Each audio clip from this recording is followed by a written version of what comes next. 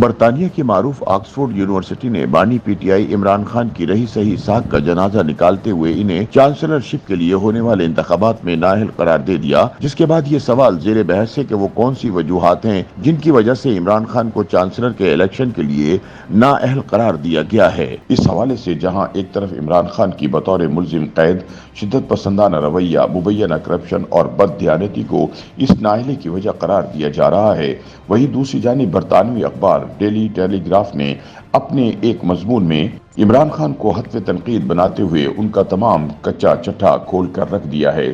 Oxford university کے chancellor کے امیدواروں کی فہرست شائع ہونے سے قبل برطانوی اخبار ٹیلی گراف نے ایک مضمون شائع کیا جس میں سابق وزیر اعظم پاکستان عمران خان پر خوب تنقید کے نشتر چلائے گئے۔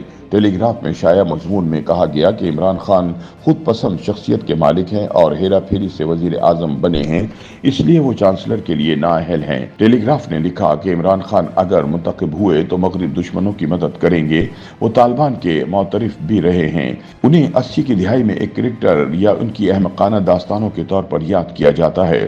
مضمون میں لکھا گیا کہ ان کا برطانیہ میں ریکارڈ اچھا نہیں رہا۔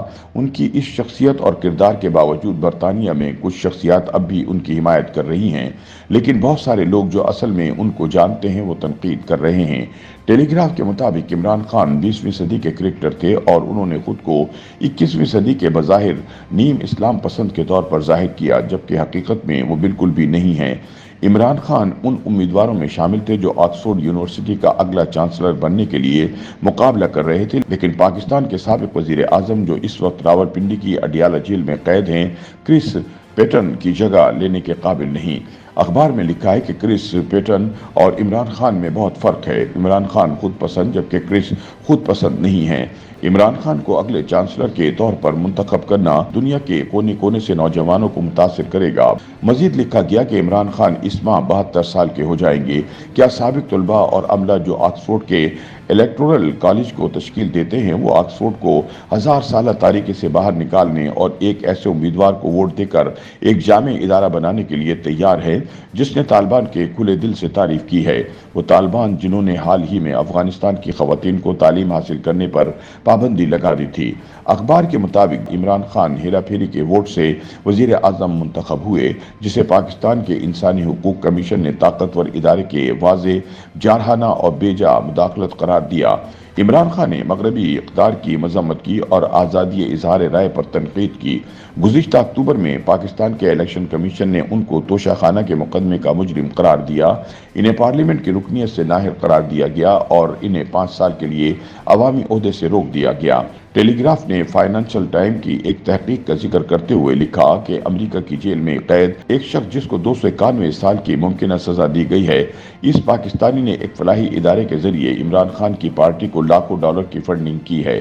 اس لیے ایسے شخص کو آکسفورڈ یونیورسٹی کا چانسلر بنایا جانا قطعاً مناسب نہیں۔ خیال رہے کہ بانی P T I Imran Khan کے آکسفورڈ یونیورسٹی کے چانسلر کا الیکشن لڑنے کے اعلان پر برطانوی اخبار ڈیلی میل نے اپنی ایک خبر میں نہ صرف سابق وزیر اعظم کے ساتھ ڈس گریس کا لفظ استعمال کیا تھا بلکہ اپنی خبر میں بانی پی ٹی آئی کو شدید تنقید کا بھی نشانہ بنایا تھا۔ بعد ازاں معروف برطانوی اخبار گارجین نے عمران خان کو عورت دشمن طالبان خان قرار دیتے ہوئے ان کی آکسفورڈ یونیورسٹی کے چانسلر کے عہدے پر تقرری کے حوالے سے متعدد سوالات بھی اٹھائے تھے۔ یاد رہے کہ آکسفورڈ یونیورسٹی کی ویب سائٹ کے مطابق کانوکیشن ممبرز رواں برس اکتوبر کے تیسرے ہفتے میں آن لائن ووٹنگ کے ذریعے نئے چانسلر کا انتخاب کریں گے۔ نیا چانسلر 10 برس کے لیے اپنی ذمہ داریاں سر انجام دے گا۔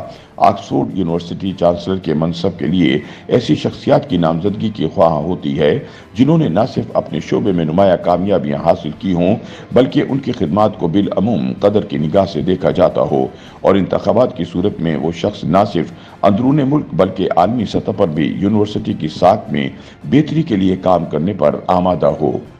یوٹیوب پر گوگلی نیوز دیکھنے کے لیے youtube.com کی سرچ بار میں googly news T V type کریں۔ گوگلی نیوز کے پیج پر سرخ رنگ کے سبسکرپشن والے بٹن پر کلک کرنا نہ بھولیے۔ یوٹیوب پیج پر اپلوڈ ہونے والی ویڈیوز سے باخبر رہنے کے لیے بیل آئیکن پر کلک کیجیے۔ آپ کو ہر نئی ویڈیو کے بارے میں نوٹیفیکیشن موصول ہو جائے گا۔